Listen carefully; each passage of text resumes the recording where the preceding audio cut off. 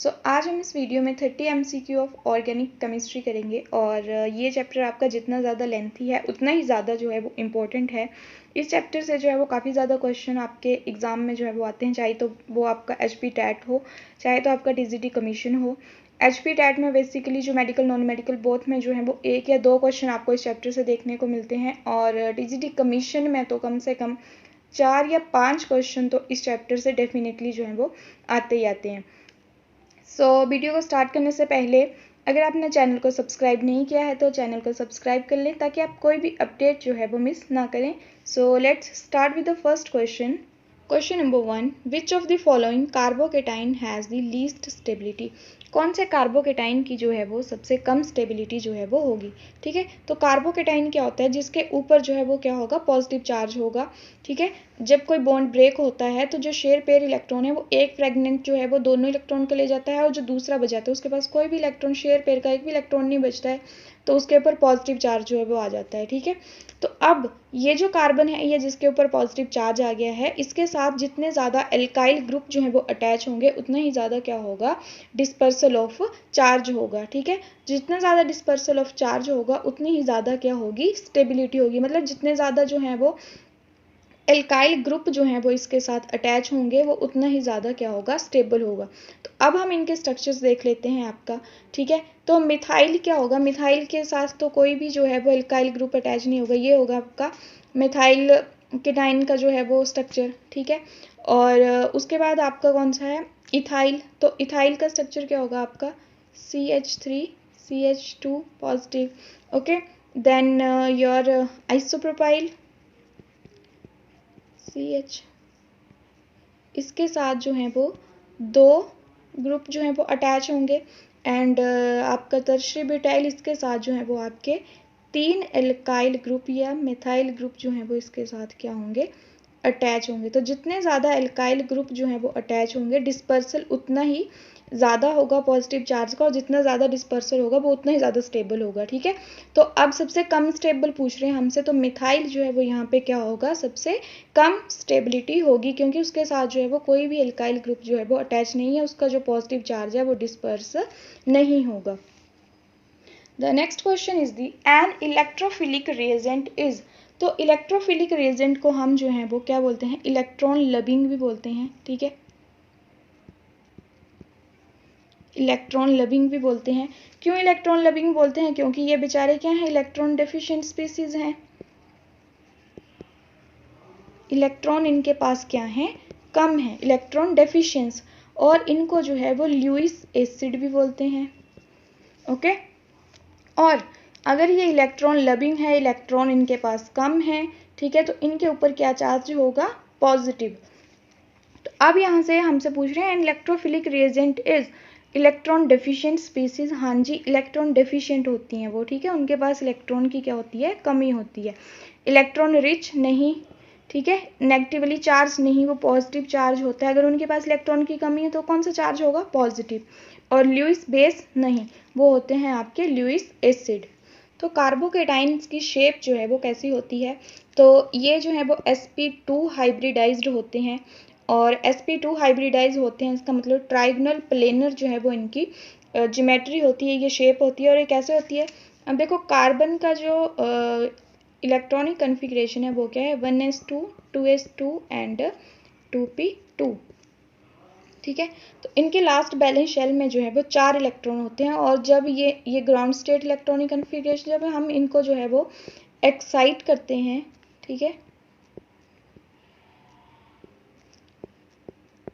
तो क्या होगा, एक एक इलेक्ट्रॉन जो है वो यहाँ पर आ जाएगा। ठीक है, अब कार्बोकेटाइन, केटाइन मीन्स इससे जो इसका जो शेयर पेयर का जो इलेक्ट्रॉन था वो तो ऑलरेडी जो है वो जा चुका है। ठीक है, इससे इसने जो है वो क्या किया, बॉन्ड बनाया किसी भी एलिमेंट के साथ। ठीक है, तो केटाइन मीन्स कि इसका जो इलेक्ट्रॉन जो है वो दूसरा फ्रेगमेंट ले गया, तो इसके ऊपर कौन सा चार्ज आ गया, पॉजिटिव। ठीक है, यानी कि इसका जो ये p ऑर्बिटल है वो क्या रह गया, इसका बेकेंट रह गया। ठीक है, अब जो है वो ये s और p, तो और इसकी जो हाइब्रिडाइजेशन है वो क्या हुई, sp2। sp2 हाइब्रिडाइजेशन हुई और जो p जो वेकेंट ऑर्बिटल है वो एम्प्टी जो है वो रह जाता है, ठीक है। तो इसकी जो फिर ज्योमेट्री जो है वो ये आपका जो है वो p ऑर्बिटल और 3 जो है वो ये क्या बनाएगा, बॉन्ड बनाएगा sp2 हाइब्रिडाइजेशन और कौन सी ज्योमेट्री हुई है, trigonal planar. So option A जो है वो यहाँ पे क्या होगा, करेक्ट होगा। The next question is the common name of two butanone is. Two butanone का जो है वो कॉमन नेम क्या होगा, ठीक है। तो इसका हम पहले जो है वो स्ट्रक्चर देख लेते हैं। 2-ब्यूटेनॉन, ब्यूटा का मतलब जो है वो 4 कार्बन जो है वो यहाँ पर प्रेजेंट है, 4 कार्बन की चेन है 2-ब्यूटेनॉन। नॉन मीन्स यहाँ पर जो है वो कीटोन ग्रुप जो है वो सेकंड कार्बन के साथ जो है वो अटैच है, ठीक है। अब आपने इसकी जो है वो बैलेंसी पूरी करनी है। कार्बन की बैलेंसी 4 होती है, एक बॉन्ड ये हो गया तो CH3, ये ऑलरेडी 4 बॉन्ड बना चुका है, CH2 एंड CH3। तो ये हो गया इसका स्ट्रक्चर। तो इसका जो कॉमन नेम होगा वो क्या होगा आपका, ethyl methyl ketone. Question number 5 is the structure of formula of 2-ethyl prop 2-in-1-ol is। तो इसका हम स्ट्रक्चर बना लेते हैं। स्ट्रक्चर फॉर्मूला क्या होगा, अब देखो प्रॉप है, सबसे पहले तो प्रॉप मीन्स 3 कार्बन की चेन होगी, तो पहले हम 3 कार्बन बना लेते हैं, 1 2 एंड 3। 2-इथाइल यानी कि सेकंड कार्बन के साथ आपका जो है वो इथाइल ग्रुप अटैच है, कर दिया हमने अटैच। प्रॉप 2-इन यानी कि सेकंड कार्बन जो है वो डबल बॉन्डेड है आपका, ठीक है। 1-ऑल और जो फर्स्ट कार्बन है आपका वहाँ पर क्या है आपका हाइड्रोक्सी ग्रुप जो है वो अटैच है, तो कर दिया हमने हाइड्रोक्सी ग्रुप अटैच। अब कार्बन की जो है वो बैलेंसी पूरी कर लो, 2 यहाँ पे बॉन्ड बना लिए यहाँ पे, तो CH2 यहाँ पे ऑलरेडी कार्बन के 4 बॉन्ड बन चुके हैं, यहाँ पे 1 2 और CH2, ठीक है। तो ये स्ट्रक्चर हो गया आपका, तो इसका जो राइट आंसर है वो क्या होगा, option D. The next question is the molecule in which the distance between the neighboring carbon atom is least, ठीक है। तो इनमें से जो है वो कौन सा करेक्ट होगा, तो C6H6 तो आपका जो है वो क्या स्ट्रक्चर है इसका, ये बेंजीन, ठीक है। और C2H2 तो C2 यानी कि 2 कार्बन है और 2 ही हाइड्रोजन इसके साथ अटैच है, इसकी बैलेंसी पूरी करेंगे तो ये हो जाएगा सेकंड।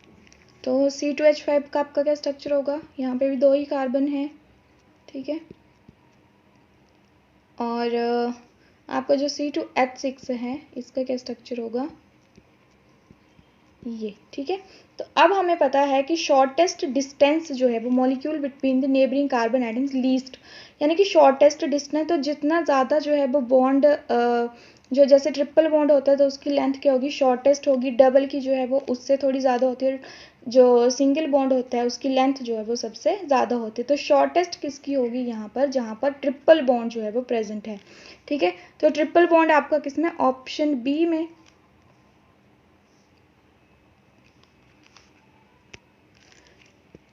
तो ट्रिपल बॉन्ड आपका जो है वो किस में प्रेजेंट है, ऑप्शन बी में। सो ऑप्शन बी जो है वो यहाँ पे क्या होगा, करेक्ट होगा। The next question is the IUPAC name for the structural formula. ये आपको स्ट्रक्चरल फॉर्मूला दिया है, इसका आपने क्या करना है, IUPAC नेम जो है वो बताना है, ठीक है। अब सबसे पहला काम हमारा होता है लॉन्गेस्ट चेन की सिलेक्शन। तो अब जो है वो इसकी लॉन्गेस्ट चेन की सिलेक्शन कैसे होगी, सबसे पहले हम इस फॉर्मूले को जो है वो दोबारा से लिख लेते हैं अच्छे से। तो ये क्या होगा आपका, CH3 single bond, CH2 CH then CH3, ठीक है। हम यहाँ से स्टार्ट कर रहे हैं। इथेन को हमने क्या लिखा, CH3 CH2, उसके बाद आपका CH, फिर इसके साथ आपका मिथाइल ग्रुप अटैच है, फिर उसके बाद आपका CH, फिर से इसके साथ जो है वो आपका मिथाइल ग्रुप अटैच है, और फिर से आपका क्या आ जाएगा, इथाइल ग्रुप आ जाएगा, यानी कि CH2 एंड CH3, ठीक है। तो ये हमने ऐसे लिख लिया CH2H5 को, ठीक है, यहाँ से स्टार्ट करा, उसके बाद आपका CH, इसके साथ CH3 यानी कि मिथाइल ग्रुप अटैच है, फिर CH, इसके साथ मिथाइल ग्रुप, और फिर से हमने इथाइल को जो है वो ऐसे लिख लिया। अब हम लॉन्गेस्ट चेन की सिलेक्शन करेंगे। 1 2 3 4 5 1 2 3 4 5 6 कार्बन की जो है वो ये क्या हो गई, चेन होगी। नंबरिंग कर लेते हैं 1 2 3 4 5 6, ठीक है। यहाँ से नंबरिंग करेंगे तो भी सेम ही आएगा, यहाँ से करेंगे तो भी सेम ही आएगा, ठीक है। तो अब हमने इसका जो है नाम लिखना है। तो 3 और 4th पोजीशन पे आपका जो है वो क्या प्रेजेंट है, मिथाइल ग्रुप जो है वो यहाँ पे प्रेजेंट है। तो 3 4 डायमिथाइल हेक्सेन जो है वो इसका क्या हो जाएगा, IUPAC नेम। ऑप्शन ए जो है वो यहाँ पे क्या होगा, करेक्ट होगा। Next question is the among the following the one having longest chain, इनमें से किसकी जो है वो सबसे लंबी चेन होगी।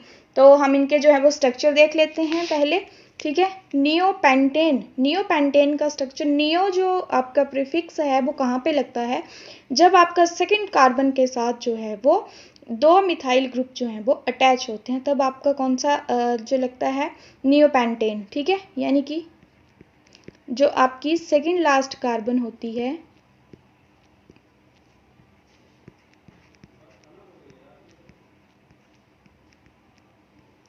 ये जो आपकी सेकंड लास्ट कार्बन है इसके साथ जो है वो आपके 2 मिथाइल ग्रुप जो है वो अटैच होंगे। तो ये हो गया आपका नियोपेंटेन का स्ट्रक्चर। आइसोपेंटेन में क्या होता है, जो सेकंड कार्बन आपका CH3 C CH3 CH2 and CH3, ठीक है। आइसो प्रीफिक्स कब लगता है आपका, जब सेकंड लास्ट कार्बन के साथ जो है वो सिर्फ एक मिथाइल ग्रुप अटैच होता है। अब 2 मिथाइल पेंटेन का क्या फॉर्मूला होगा, पेंटेन मीन्स 5 कार्बन की चेन है ये। 2 मिथाइल यानी कि दूसरे कार्बन के साथ आपका मिथाइल ग्रुप लगा है, बाकी आपने कार्बन की जो है वो यहाँ पे क्या करनी है, बैलेंसी पूरी करनी है हाइड्रोजन के साथ। और 2 2 डायमिथाइल ब्यूटेन, अब ब्यूटेन मीन्स 4 कार्बन जो है वो यहाँ पे होंगे, ठीक है। 2 2 यानी कि दूसरे कार्बन के साथ 2 मिथाइल ग्रुप जो है वो लगे हुए हैं, बाकी इसकी बैलेंसी पूरी करनी है आपने। तो अब आप देख सकते हैं कि लॉन्गेस्ट चेन जो है वो यहाँ पर किसकी बन रही है। तो लॉन्गेस्ट चेन जो है वो यहाँ पे 5 कार्बन की बन रही है, किसमें, आपकी 2 मिथाइल पेंटेन में, ठीक है। तो ऑप्शन सी जो है वो यहाँ पे क्या होगा, करेक्ट होगा। The next is the IUPAC name of compound having formula.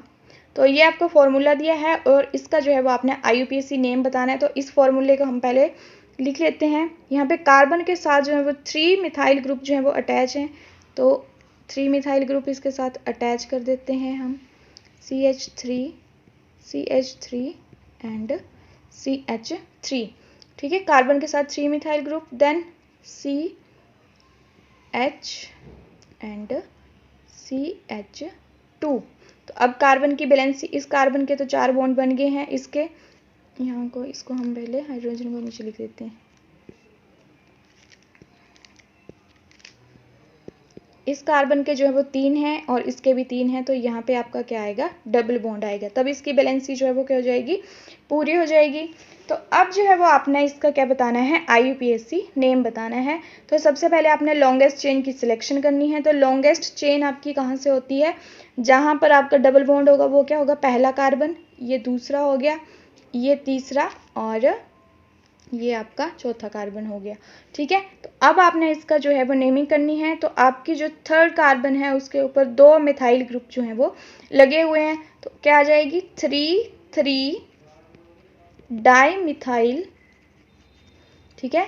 3 3 dimethyl, पहली जो कार्बन है उसके साथ क्या लगा हुआ है आपका, ईन, डबल बॉन्ड होता है तो ईन लगता है ना, और 4 कार्बन है तो 1 ब्यूटीन, ओके। तो राइट आंसर क्या हो गया इसका, ऑप्शन है सी, 3 3 डायामिथाइल 1 butene, okay. The next question is the which of the following is not a cyclic compound, इनमें से कौन सा जो है वो साइक्लिक कंपाउंड नहीं है। तो एंथ्रासिन का स्ट्रक्चर क्या होता है, यहाँ पे जो है वो ट्रिपल वेंजीन रिंग्स प्रेजेंट होती हैं, ठीक है। तो ये तो आपका साइक्लिक ही है। सेकेंड है आपका पाइरोल, तो पाइरोल में भी क्या होता है, पाइरोल भी आपका जो है वो साइक्लिक ही है, ठीक है। ठीक है, यहाँ पे आपकी नाइट्रोजन प्रेजेंट होती है।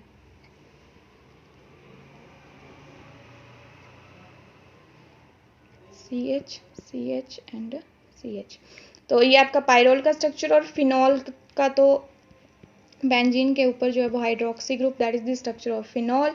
और नियोपेंटेन का स्ट्रक्चर अभी हमने पीछे करा, ठीक है, दोबारा से कर लेते हैं।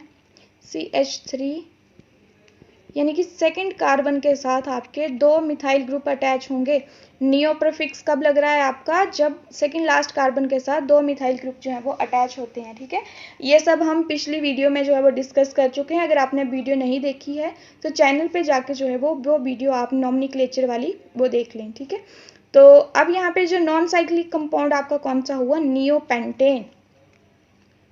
The next is the how many segment pi bonds are there in the molecule of tetracyanoethene।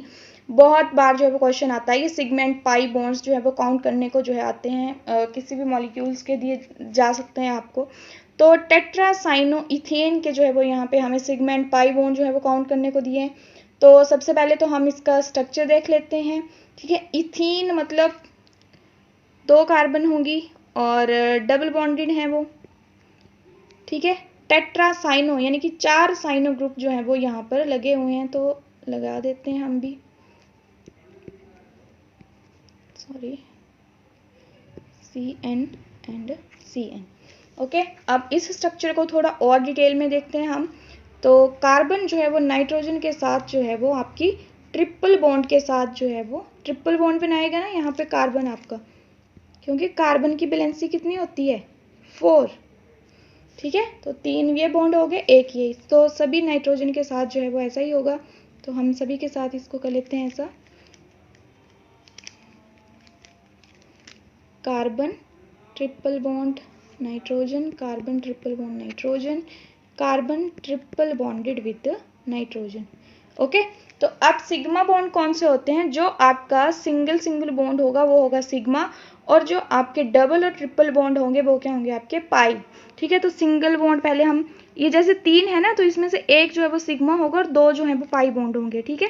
तो पहले हम जो है वो सिग्मा काउंट कर लेते हैं, 1 2 3 4 5 6 7 8 9 9 जो है वो हमारे पास क्या आ गए, सिग्मा बॉन्ड आ गए। अब हमने पाई बॉन्ड काउंट करने हैं, तो 1 2 3 4 5 6 7 8 9 9 ही जो है वो हमारे पास क्या है, पाई बॉन्ड है। तो आंसर क्या आ गया यहाँ पर आपके पास, option D. The next question is which of the following group does not have priority over formyl group in the nomenclature। ठीक है, तो कौन से ग्रुप की इनमें से जो है वो फॉर्माइल के ऊपर प्रायोरिटी नहीं है, ठीक है।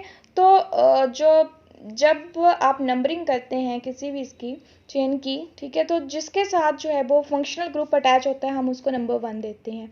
लेकिन जब 2 से ज़्यादा फंक्शनल ग्रुप या 1 से ज़्यादा फंक्शनल ग्रुप अटैच होंगे तो किसको प्रायोरिटी दोगे आप, कौन से कार्बन को जो है वो नंबर 1 पोजीशन जो है वो देंगे आप, ठीक है। तो अब यहाँ पर जो है वो सबसे पहली प्रायोरिटी जो दी जाती है वो दी जाती है आपकी कार्बोक्सी ग्रुप को। तो ये तो ऑप्शन से चला गया आपका, ये तो इसको सबसे पहली प्रायोरिटी दी जाती है। उसके बाद आपकी एल्कोक्सी कार्बोनिल ग्रुप को जो है वो प्रायोरिटी दी जाती है। इसके बाद आपका क्लोरोफॉर्माइल ग्रुप जो है वो उसको प्रायोरिटी दी जाती है। उसके बाद जो है वो ये वाला आपका कार्बोमोइल ग्रुप जो है वो इसको प्रायोरिटी दी जाती है, CONH2। और इसके बाद जो है वो आपका साइनो ग्रुप आता है, ओके, CN साइनो।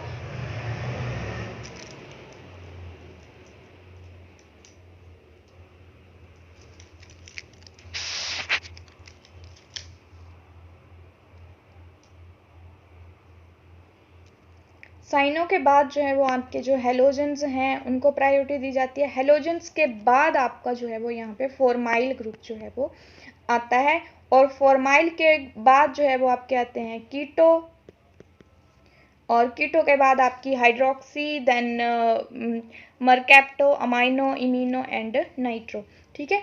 तो फॉर्माइल ग्रुप के डज नॉट हैव प्रायोरिटी, इसके ऊपर किसको प्रायोरिटी नहीं दी जाती है, कीटो ग्रुप को, ठीक है। किसी मॉलिक्यूल के साथ अगर फॉर्माइल और कीटो ग्रुप दोनों ही प्रेजेंट होंगे तो आप प्रायोरिटी जो है वो किसको दोगे, फॉर्माइल ग्रुप को, कीटो को नहीं दोगे। ठीक है, तो यहाँ पे ऑप्शन क्या हो गया, सी जो है वो यहाँ पे करेक्ट होगा। The next question is the displacement of electron in multiple bond in the presence of attacking reagent is called। तो ये जो आपका डिस्प्लेसमेंट ऑफ इलेक्ट्रॉन का टॉपिक है ये जो है बहुत ज़्यादा इम्पॉर्टेंट है और इसको जो है वो हम नेक्स्ट वीडियो में सेपरेट से जो है वो डिस्कस करेंगे। तो अभी हम देख लेते हैं डिस्प्लेसमेंट ऑफ इलेक्ट्रॉन जो है वो 4 तरह से होती है आपकी, inductive, electromagnetic resonance and hyper conjugation. ठीक है, अब यहाँ पे पूछ रहे थे displacement of electron in multiple bond in the presence of attacking reagent, तो उसको हम क्या बोलते हैं, इलेक्ट्रोमैग्नेटिक इफेक्ट, इलेक्ट्रोमैग्नेटिक इफेक्ट, और ये जो है वो इसको टेम्परेरी इफेक्ट भी बोलते हैं। Okay, the next question is the which of the following is not an electrophile. तो इलेक्ट्रोफाइल कौन सा होगा, इलेक्ट्रॉन लविंग, जिसके पास इलेक्ट्रॉन की कमी है। ठीक है, तो अब यहाँ पे पूछ रहे हैं which of the following is not an electrophile, तो कार्बोकेटाइंस तो बेचारे पहले ही इलेक्ट्रोफाइल है। ठीक है, उनके पास तो पहले ही इलेक्ट्रॉन की कमी है। अब ये जो स्ट्रक्चर है, ठीक है, इस यहाँ पर क्या है, सल्फर के साथ जो है वो 3 ऑक्सीजन जो है वो अटैच हैं। तो 3 ऑक्सीजन, 3 हाईली इलेक्ट्रोनेगेटिव ऑक्सीजन जो है वो उसके साथ अटैच हैं, तो ये इसके इलेक्ट्रॉन को जो है वो अपनी तरफ अट्रैक्ट कर लेते हैं और यहाँ पे सल्फर के ऊपर पॉजिटिव चार्ज जो है वो आ जाता है, तो सल्फर भी क्या बन जाता है यहाँ पर, इलेक्ट्रो। तो नेक्स्ट है आपका कार्बीन। तो कार्बीन क्या होते हैं आपके, कार्बीन जो है वो रिएक्टिव न्यूट्रल स्पीसीज होती है इन विच केटाइन हैज 6 इलेक्ट्रॉन। तो 6 इलेक्ट्रॉन होते हैं, उनमें से भी जो है वो 2 इलेक्ट्रॉन क्या होते हैं, शेयर पेयर होते हैं। ठीक है, तो अब कार्बीन भी क्या हुए आपके इलेक्ट्रोफाइल, बचा कौन सा आपका, थायो एल्कोहल, तो इसका आंसर क्या होगा आपका option D. The next is the vital force theory about organic compound was proposed by। तो vital theory जो है वो आपके वर्जेलिस ने दी थी और इन्होंने क्या बोला था कि जो ऑर्गेनिक कंपाउंड है वो जो है वो एनिमल्स और प्लांट्स में जो सिंथेसिस होती है उनकी, ठीक है, synthesis of organic compound in animals and plants require some force, तो उस फोर्स को उन्होंने बोला था बाइटल फोर्स और ये जो थ्योरी थी उसको उन्होंने नाम दिया था vital force theory, Berzelius. The next is the number of sigma and pi bond in. तो इसमें आपने सिग्मा और पाई बॉन्ड जो है बताने हैं, तो सबसे पहले हमें इसका स्ट्रक्चर देखते हैं। कार्बन के साथ जो है वो यहाँ पे एक हाइड्रोजन, देन ऑक्सीजन के साथ क्या होगा इसका double bond, then nitrogen and then nitrogen जो है वो आपकी, नाइट्रोजन के साथ जो है वो एक हाइड्रोजन है और यहाँ पर कार्बन के साथ जो है वो 3 हाइड्रोजन जो है वो अटैच है। ओके, तो ये हो गया इसका स्ट्रक्चर। तो आपने अब सिग्मा एंड पाई बॉन्ड जो है वो काउंट करने हैं। सिग्मा होंगे जो सिंगल बॉन्ड होंगे सारे 1 1 2 3 4 5 6 7 8, तो 8 जो है वो आपके क्या आ गए सिग्मा बॉन्ड और पाई बॉन्ड जो है वो सिर्फ एक ही है आपका, तो 1 जो है वो यहाँ पे क्या आ गया पाई बॉन्ड, तो ऑप्शन बी जो है वो यहाँ पे क्या होगा correct. The next is the Which of the following is purified by sublimation if impurities are non-volatile? तो सब्लिमेशन क्या होती है आपकी, सब्लिमेशन में क्या होता है, सॉलिड को जो है वो डायरेक्टली किस में चेंज किया जाता है, वेपर स्टेट में। ठीक है, ये भी क्वेश्चन आया था कि सब्लिमेशन क्या होती है, सॉलिड को डायरेक्टली जो है वो आपकी वेपर स्टेट में जो है वो चेंज किया जाता है हीट करके, और इसको वापस से आप कूल करेंगे तो ये वेपर स्टेट जो है वापस से आपकी सॉलिड में जो है वो चेंज हो जाती हैं, और इसी प्रोसेस को हम क्या बोलते हैं सब्लिमेशन। और ये यूज होती है आपकी कैम्फोर और नेफ्थलीन, नेफ्थलीन ये एग्जाम्पल इसके जरूर याद रखें, camphor, naphthalene, anthracene and benzoic acid. Okay, तो इनके लिए जो है वो सब्लिमेशन प्रोसेस यूज की जाती है, तो यहाँ पर ऑप्शन में आपका क्या है नेफ्थलीन, तो ऑप्शन बी क्या हो जाएगा यहाँ पे correct. The next is the boiling point of glycerol is 563 Kelvin, but it decomposes below 563 Kelvin. It is purified by। अब जब इसका बॉइलिंग पॉइंट जो है वो 563 है लेकिन ये जो है वो 563 के नीचे जो है वो डिकम्पोज हो जाता है, तो ये किस प्रोसेस के थ्रू जो है वो प्यूरिफाइड होता है, तो ये जो है वो आपका वैक्यूम डिस्टिलेशन प्रोसेस के थ्रू जो है वो ये आपका क्या होता है, प्यूरिफाई होता है। ठीक है, वैक्यूम डिस्टिलेशन किस चीज़ के लिए यूज होती है, used for liquid which decompose at the temperature below there normal boiling point. ठीक है, जितना उनका नॉर्मल बॉइलिंग पॉइंट होगा उससे कम टेम्परेचर में ही जो है वो क्या हो जाते हैं, ये डिकम्पोज हो जाते हैं। ऐसी प्रोसेस को हम क्या बोलते हैं, वैक्यूम डिस्टिलेशन। और ये जो है वो आपकी किस चीज़ के लिए यूज़ होती है, ग्लिसरॉल के लिए जो है वो ये प्रोसेस आपकी यूज़ होती है। The next is the mixture of acetone and methanol can be separated. अब देखो, एसीटोन और मिथेनॉल का जो मिक्सचर है उसको हम जो है वो फ्रैक्शनल डिस्टिलेशन के थ्रू जो है वो इसको सेपरेट कर सकते हैं। फ्रैक्शनल डिस्टिलेशन क्या होती है, फ्रैक्शनल डिस्टिलेशन उन मिक्सचर को जो है वो सेपरेट करने के काम आती है जो मिक्सचर का जो बॉइलिंग पॉइंट होगा वो क्लोजली रिलेटेड होता है। ठीक है, एसीटोन का आपका जो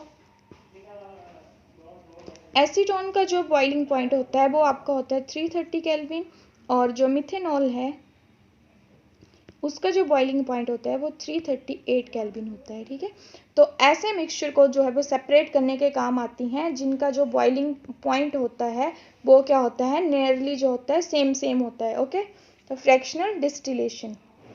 The next question is the Dumas method is used for the estimation of the Dumas method आपका जो है नाइट्रोजन की एस्टिमेशन के लिए जो है वो यूज होता है, और कार्बन और हाइड्रोजन की जो एस्टिमेशन है उसके लिए जो है वो आपका लाइबिग्स मेथड यूज होता है, और आपकी हेलोजेंस और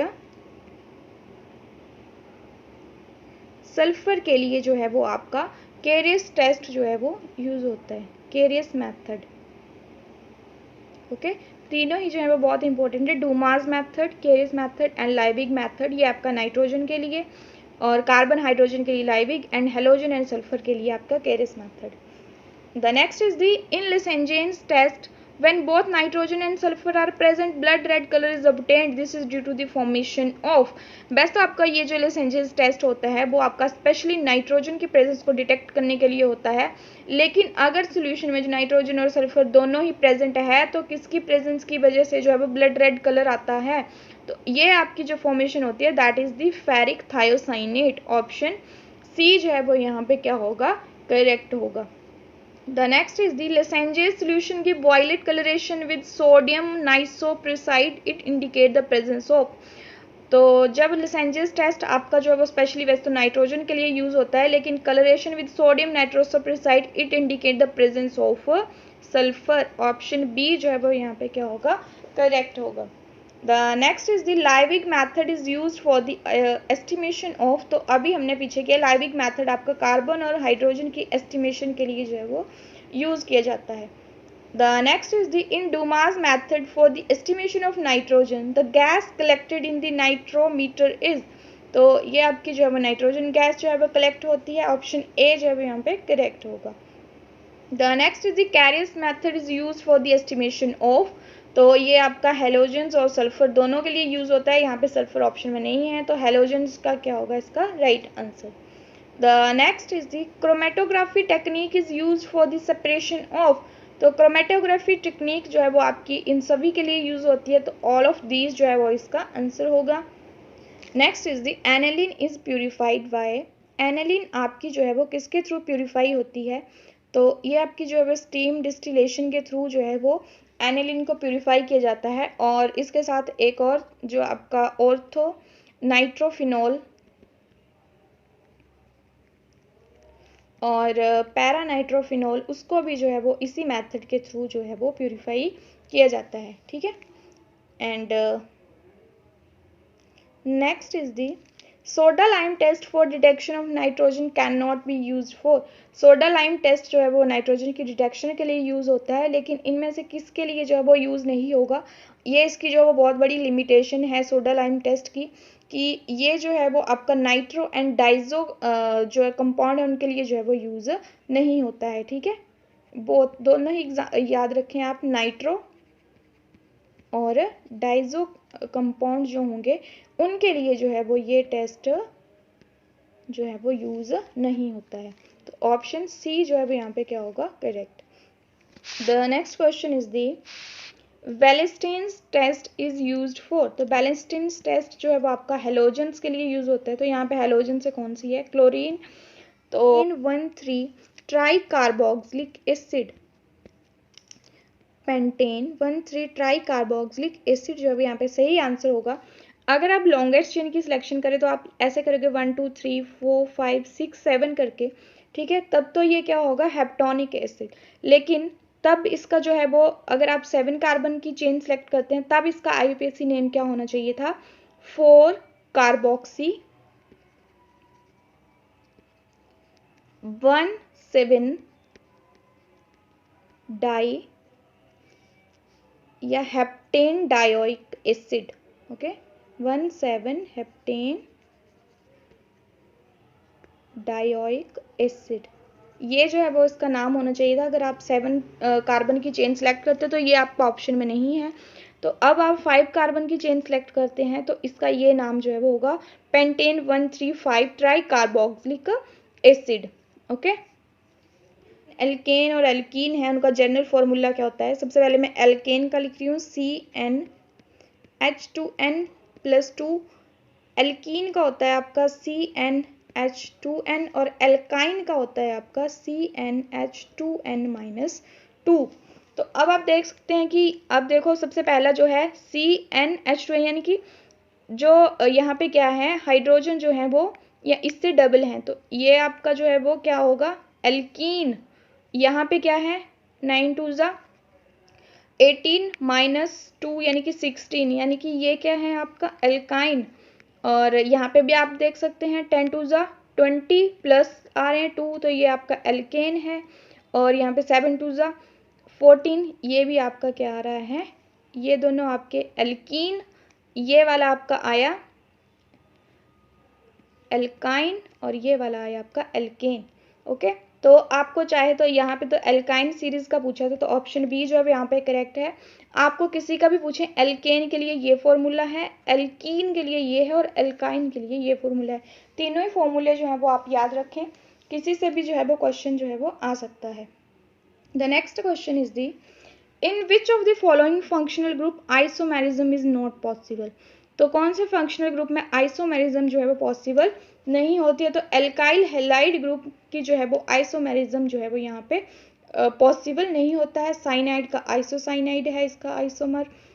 the next is the IUPAC name of this compound. इसका आईयूपीएसी नेम क्या होगा, सबसे पहले इसका स्ट्रक्चर कर लेते हैं हम, CH3 CH2O CH और 2 मिथाइल ग्रुप और लगे हैं कार्बन के साथ इसके साथ, तो CH3 एंड CH3। ओके, अब जो है वो हम क्या करेंगे, इसकी नंबरिंग करेंगे कार्बन की, तो 1 2 एंड 3। तो इसका जो है वो आईपीएसी नेम क्या हो जाएगा, सेकंड ग्रुप के साथ, सेकंड कार्बन के साथ आपका इथॉक्सी ग्रुप लगा हुआ है और 3 कार्बन है तो प्रोपेन, यानी कि क्या जाएगा आपका 2 इथॉक्सी प्रोपेन जो है वो इसका क्या जाएगा, आईयूपीएसी नेम आ जाएगा। तो ऑप्शन डी जो है वो यहाँ पे क्या होगा, correct. The next question is the IUPAC name of this. इसका आईयूपीएसी नेम जो है वो क्या होगा, इसका आईयूपीएसी नेम है इथेनल और जो एसिटल्डिहाइड है ये इसका कॉमन नेम है। ओके, एसिटल्डिहाइड इसका कॉमन नेम है और इथेनल जो है वो इसका आईयूपीएसी नेम है इथेनल। सो ये हो गया इसका right answer, option D ethanal.